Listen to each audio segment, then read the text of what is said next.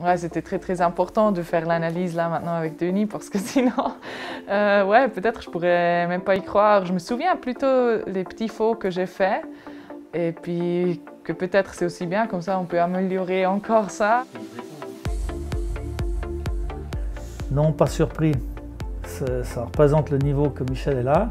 Ça fait 8 ans qu'on travaille ensemble, je la connais très bien, je sais ce qu'elle est capable de faire.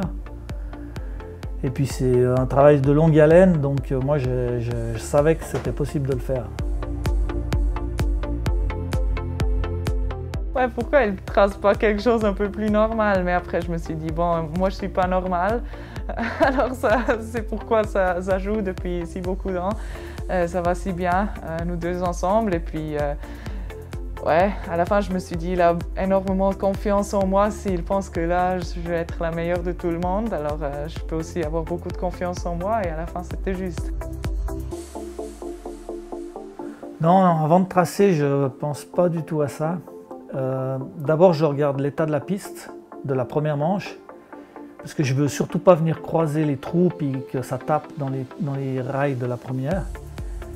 Donc ça, c'est ma première impression.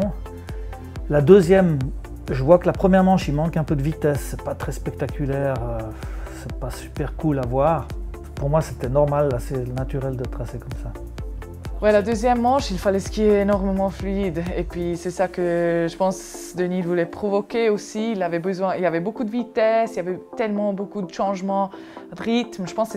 Moi je trouvais que c'était tellement attractif aussi à voir parce que c'était très difficile mais très fluide. C'était pas moi je n'aime pas du tout, mais ouais, la fluidité avec les difficultés, je pense que c'était ça qui était très et ouais, il fallait juste lâcher et laisser aller les skis.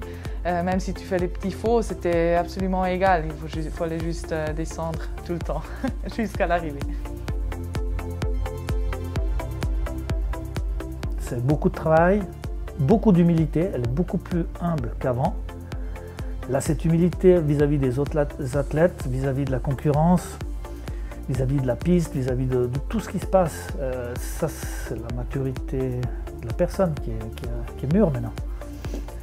C'est magnifique.